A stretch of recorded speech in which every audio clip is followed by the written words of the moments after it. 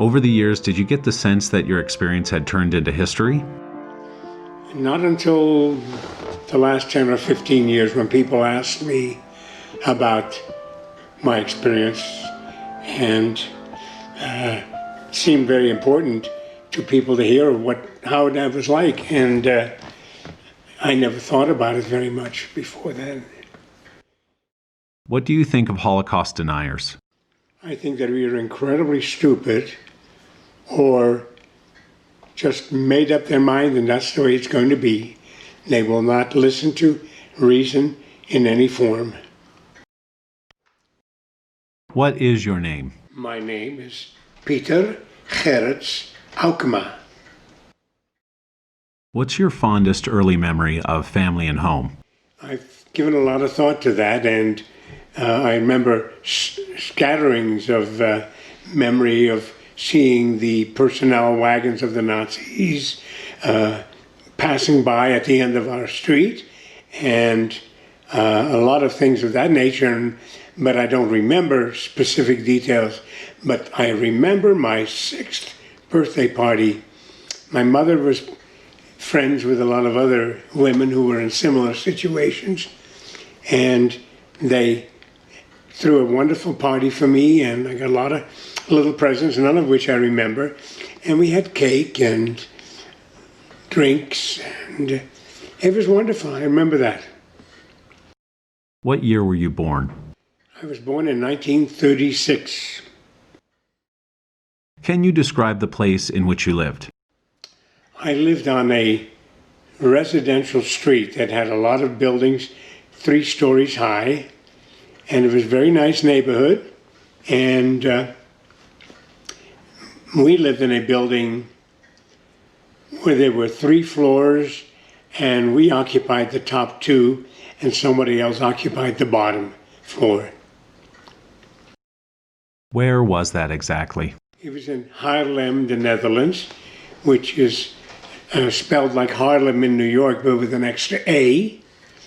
And that's where Haarlem gets its name, of course. And it was a city about 20 kilometers west of Amsterdam, and which Amsterdam at that time was a city of probably 500,000-600,000. We lived 20 kilometers west of Amsterdam. A one-stop trip on the train. What was your father's vocation?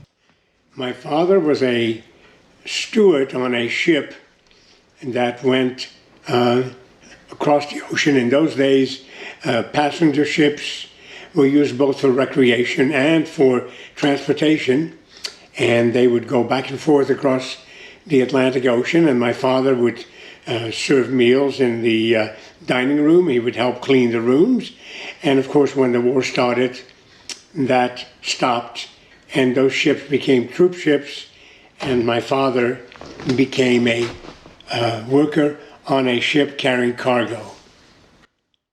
While your father was a steward, did your mother do any work? My mother was a housewife, and very, very few women in those days worked in the Netherlands. What other memories do you have of your neighborhood? Oh, the neighborhood was wonderful. It was very, I would say that most of it was probably built around the turn of the 19th century, and the buildings were very nice, and it was, I would say, in those days, middle class of that time, which of course doesn't compare to the middle class today, but it was very nice. Was there anybody peculiar in your neighborhood? Well, I remember during the war, my mother, the pictures I took of my mother, I have of my mother and me.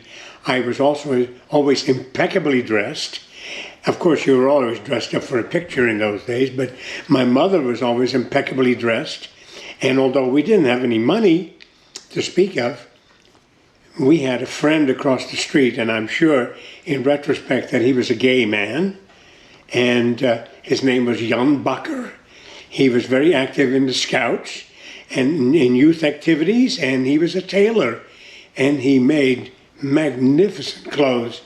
And he also helped my mother watch me and other members on the block at night when my mother had to go out, because you never knew when there would be an air raid, and it was a very dangerous time.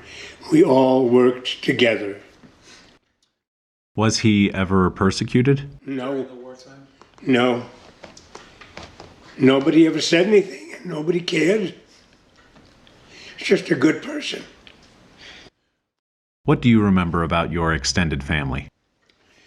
Well, my mother and I were the only part of my family that was still in the Netherlands.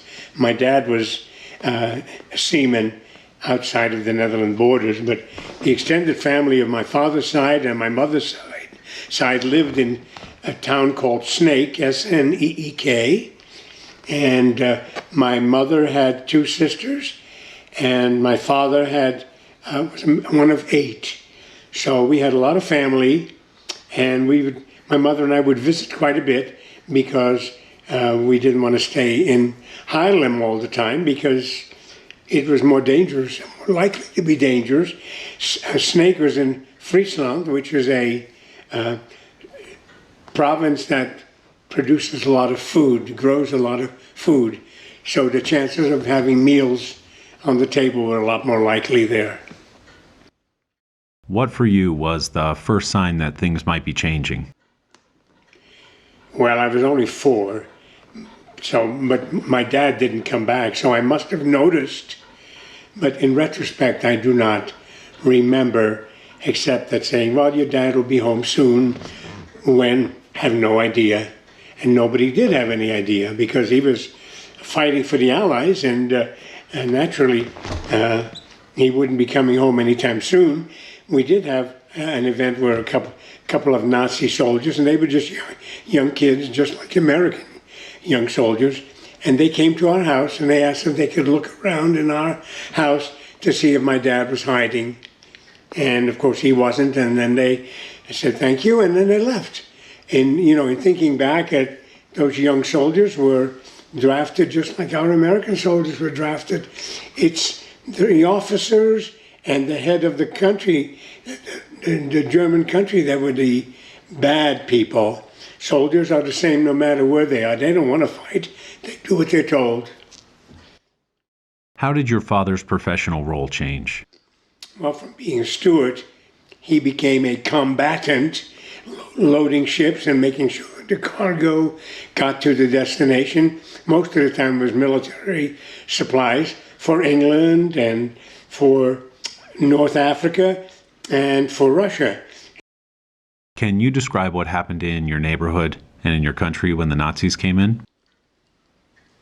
Haarlem is not exactly a place where battles happen, but I remember seeing the personnel wagons going past down the street. But other than that, we really weren't affected at all.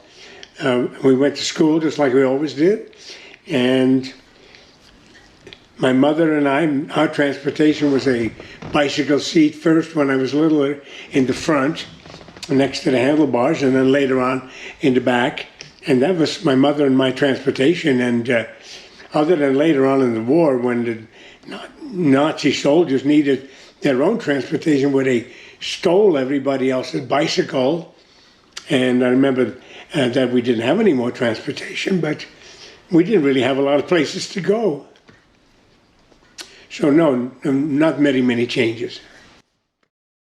What was your take on the Nazi attacks? Did the Nazis attack the Netherlands? During the war, and I was there during the war 5 years, there was one thing that happened that affected Haarlem directly, and that was in Haarlem was a big railroad yard, and they probably got a lot of materials to send for the war effort. So the English, they attacked the rail yards, but a number of their bombs missed the rail yard and hit a residential neighborhood. And in the picture of massive attacks, it wasn't very big, and maybe 10 or 12 people died and half a dozen houses were destroyed, but that's the only recollection I have. And we were on the roof of our house, and we could see the bombs falling, but we didn't know what they were doing on the street. We didn't know that until a couple of weeks later when we walked over and viewed the damage. Was there ever any doubt about the Nazis' true intentions? No, no way. They treated the Dutch pretty well because we were fellow Aryans, but there was no doubt that they were the boss and they wanted to use our resources as best as they could. And I remember that later on we heard that all the paintings from the Rijksmuseum in Amsterdam had been taken out by people who saw the war coming, and they went into hiding. And some of the most famous ones, like the Night Watch, which is a huge painting, probably 12 feet long by 8 or 10 feet high, that it was rolled up and hidden so that the Nazis couldn't. They plundered treasures of the countries that they took over. So that was one thing that we did here. The museums were closed. Were the Nazis as hateful and anti-Semitic publicly as you see depicted today? The only recollection I have of any anti-Semitism was a family down the street from Archie Street being taken out of their house, and we never saw them again. But there weren't very many Jews in Haarlem. Vast majority of the Jews lived in Amsterdam and in Brussels and places like that, where the diamond trade in which they were instrumental were housed. And those people, they removed them by the thousands. We didn't have a lot of Jews in Haarlem. Even in those dark times, were there ever moments of compassion you saw that restored your faith in humanity? To the Jews, I never saw any because there were no incidents, but the people on my block were always very kind to my mother and me because my father was gone and my mother had to do everything herself, so they helped us in a lot of ways, watching me, and Jan Bakker made my mother's clothes and all that. So yeah, they helped. Compassion, I went to Christian Science Sunday School, which was an American religion in the eyes of the Nazis, and they closed it down because they didn't want that church to operate. So we didn't have a lot of people from church. We didn't attend church at all because our church had been closed. So the compassion was mostly neighbors on the street we lived in, and they were all very nice. Can you describe the rest of your experience living there to the end of the war? Things went pretty much as they always had. My mother and I,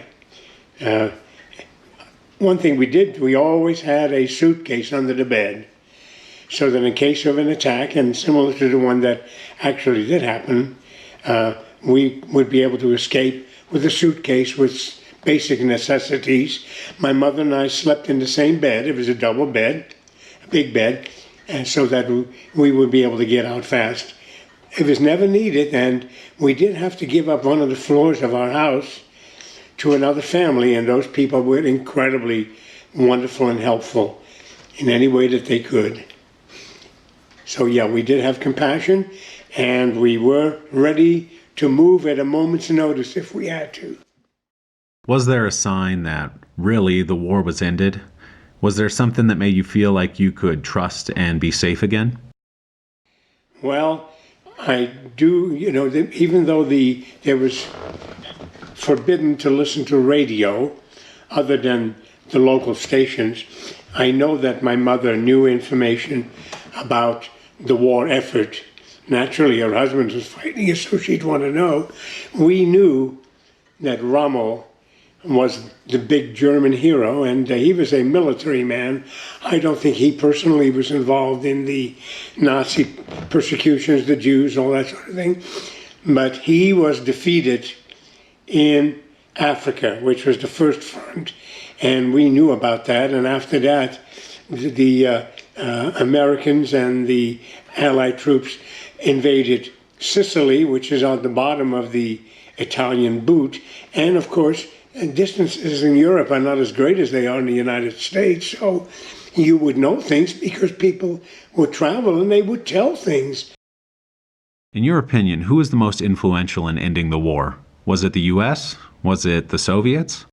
Well, the United States and the Soviet Union were allies in World War II, and although the Russians suffered far greater personnel losses than we did, like 50 million versus less than 5, we supplied the materials to the Russians, and they supplied the people. So I would say pretty much both of them together dealt the death blow to the Nazi Empire. Was there a distinct point you felt that the danger had passed? In the Netherlands under the war? Oh, when we were in Canada. When we were in Friesland and the Canadians freed the part of the Netherlands where we lived. It was very, very reassuring, and they were very nice, and they gave us lots of candy and foods and things like that, and which we hadn't had for years. And they stayed for quite a while. Can you describe the type of transportation you took when you left? To come to this country? Yes. Okay, well, we went by probably a taxi or a rented vehicle to Rotterdam, where we went to the shipping company, and my mother and me and the stuff that we had was loaded onto the ship, and 9 days later we landed in Hoboken, New Jersey, where we went through customs. Can you describe that process? Do you remember much about it? Well, the accommodations on the ship were very good. My mother had money from selling all her goods, and that's why we got on first class. We met a lot of nice people on board. I remember one little old lady and her daughter from California were on that ship. And the lady said, "Oh, Pieter, you will be going to school in New York. And if anybody ever gives you any trouble at all, you just remember this phrase. Just tell them, 'Take it easy, boys. Take it easy, boys.'" And she's such a cute little lady. I have a picture upstairs of her and sister on the ship.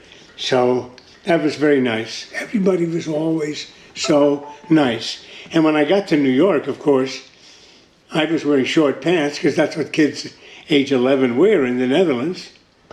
And all the kids around me had long pants, so I stood out, no doubt.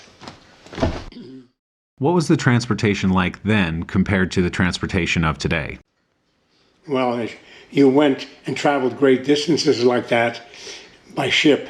Now people would probably go by airplane, but we didn't have airplanes in those days and that were big enough to do that kind of thing. You went by ship, and that was it. Did you have any regrets about leaving? Well, naturally, I hated to miss all my friends. I really didn't have any choice. I probably would have preferred to stay, but that couldn't be. Did you ever reconnect with your extended family? My mother and I went back in 1954 because I had just graduated from high school in Brooklyn, and I was starting engineering school in September. So my mother and father wanted me to go back, and my mother to reconnect with family, and then my father stayed in America. He had a job that required him to stay home. So my mother and I went, and we met, talked to everybody, my two sisters of my mother, and my father was one of 8, and all the siblings there, and some of the grandparents were still living too. Can you describe the process by which you became an American citizen? At that time, there was a rumor that people who had emigrated and were not citizens yet would be drafted into the army of the country that they had left if they were not American citizens, which proved to be unfounded. But to protect against that, my mother and I visited, with the help of friends, the United States Attorney for the Borough of Kings and Brooklyn, and I became a citizen with his help. And the way that worked is my name was attached to a list of men who had gotten commissions in the armed forces, and they just attached my name on the bottom of it. So I literally became a citizen by an act of Congress.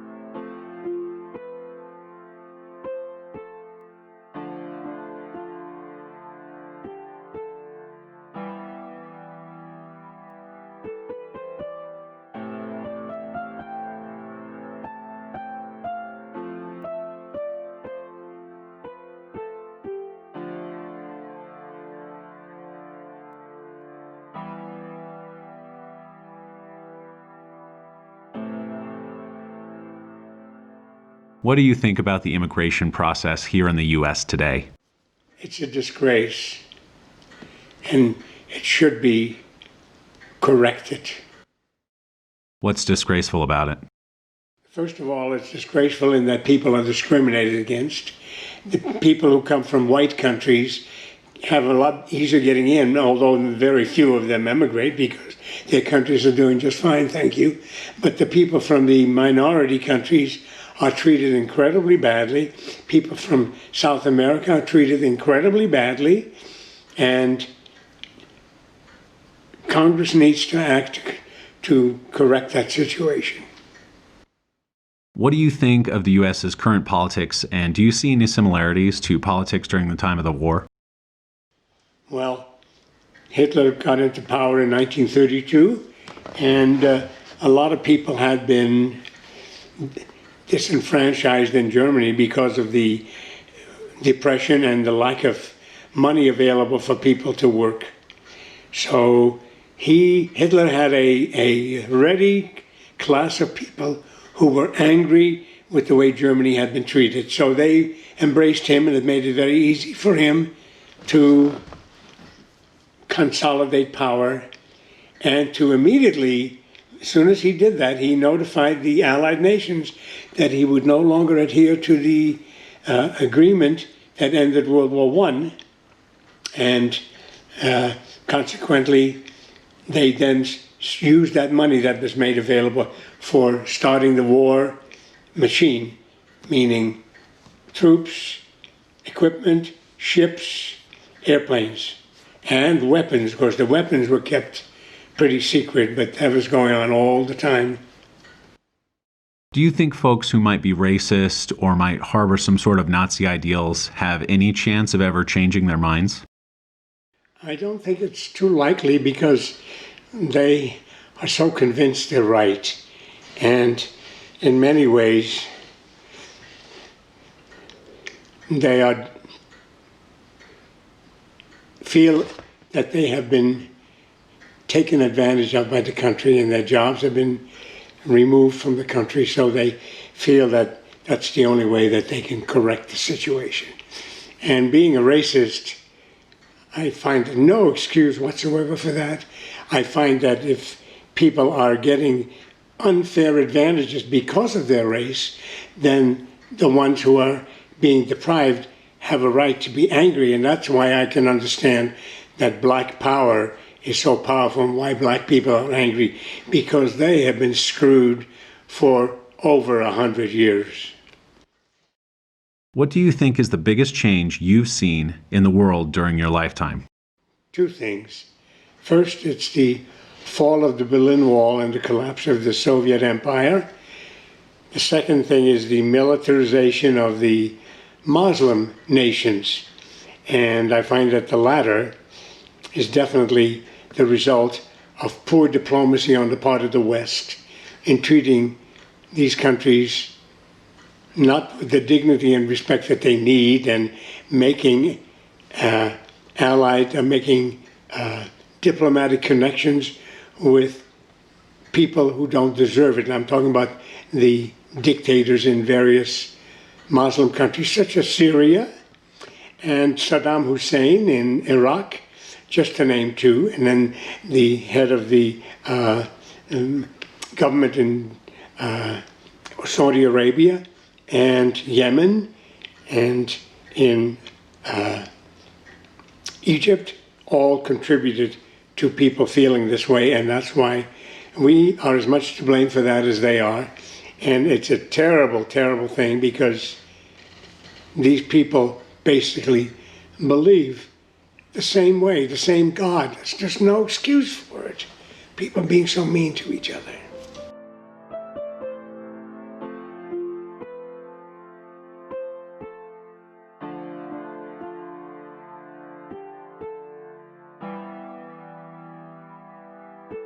I am Peter G. Alkema, and this voice is mine.